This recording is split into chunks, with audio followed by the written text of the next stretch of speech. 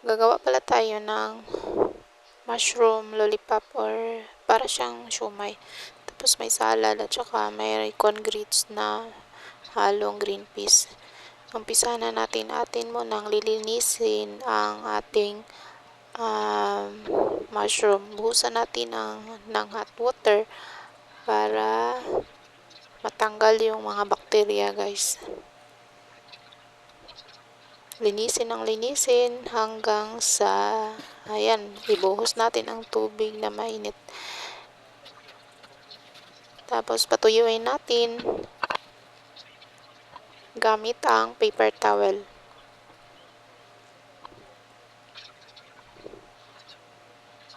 Ayan, one by one para matuyo talaga siya. At saka ito naman, maggawa tayo ng mixture. Black pepper, turmeric powder, tapos onion powder, tapos garlic powder,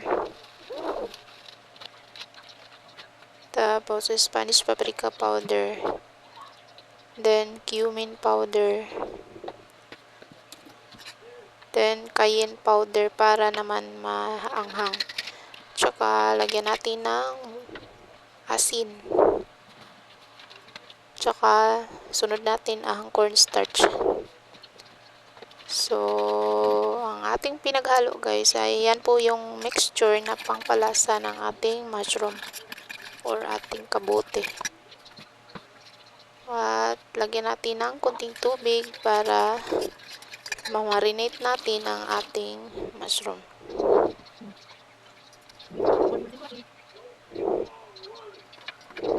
So, ayan, i-marinate na natin ng mga 5 to 10 minutes para mag-absorb yung mga sangkap na ay mga pampalasa na ating nilagay.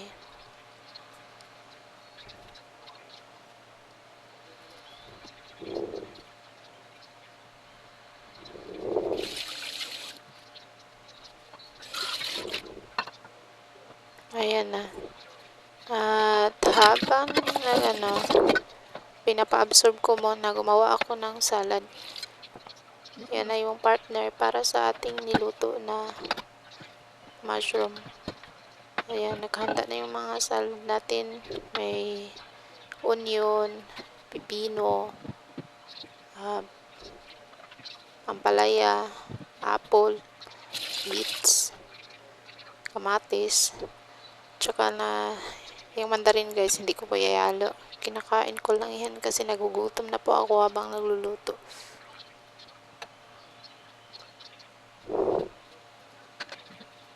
At saka nilagyan ko ng isang kamatis ang ating salad.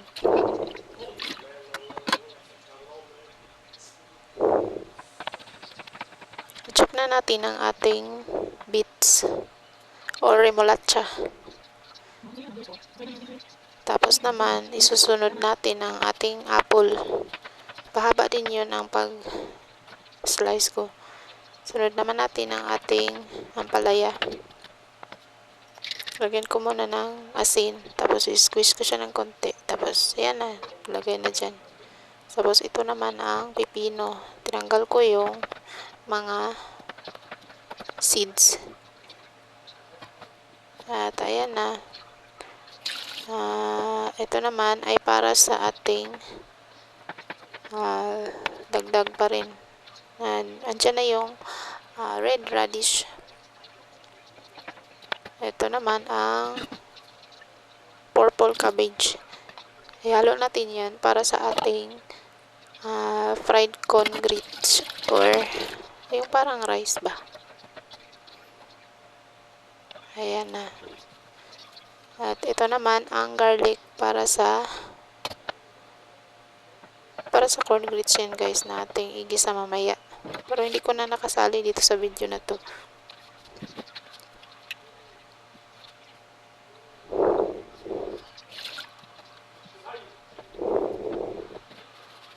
At ngayon, linisan natin ang ating space para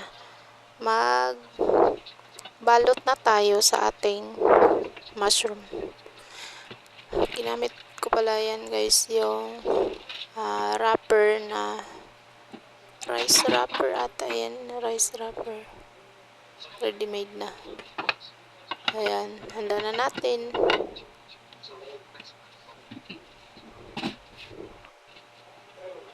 Ito na pala siya. Ayan, nakahanda ko na din ang ating toothpick na ilagay. Yung toothpick, guys, malinis yan ha. Ayan, hinanda ko yung water para pakapit natin. Ayan, ganyan lang ating gawin, guys. Imbento lang ito na luto. Pero masarap naman. Kasi ito yung pumasok sa isip ko, kaya ito naman ang ginagawa ko. Kaya bawat araw, nag-isip-isip ako kung ano na naman ulit ang ating gawin na or ipaghain sa ating hapagkainan.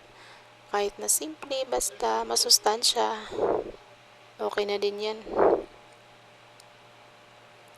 Ganyan lang ang gawin hanggang sa matapos maubos natin ang ating binabalot. Ayan.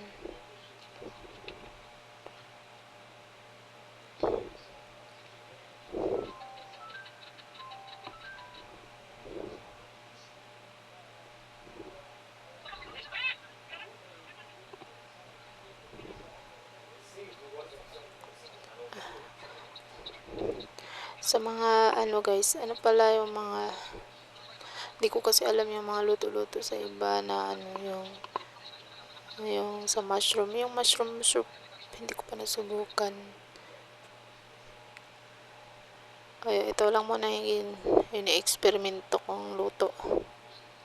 Wala, ako lang din ang ngalan yan. Binibigyan ko ng bansag. At saka i-combine ko yung mga lasa. Gamit pa lang yung mga natin, yung talento natin, guys. Iba-iba yung mga talento natin. Kaya iba-iba din yung mga paraan natin sa pagluto. Itong mga luto ko ay wala talagang halong bitsin, walang halong magic, walang halong tuyo. Tsaka asin lang talaga yung main pampalasa, at tsaka yung mga ingredients na mga powder natin na mga ingredients. Hanggang sa matapos ating ibalot yan.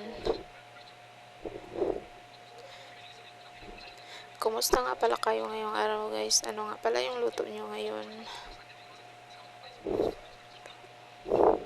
Ayan. Malapit na akong matapos. At saka pinapainit ko na din yung mantika para ipagluto na prito na natin ito.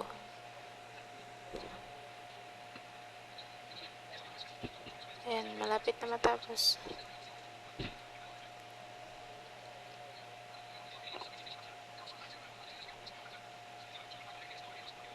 Sa totoo lang, wala talaga akong talento nitong pagbablog, guys.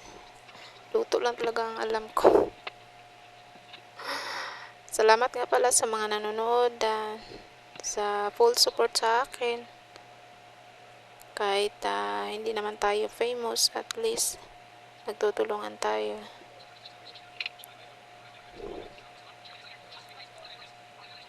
Ayan, ilagay ko na yung mga toothpick. Ayan, kasi dyan tayo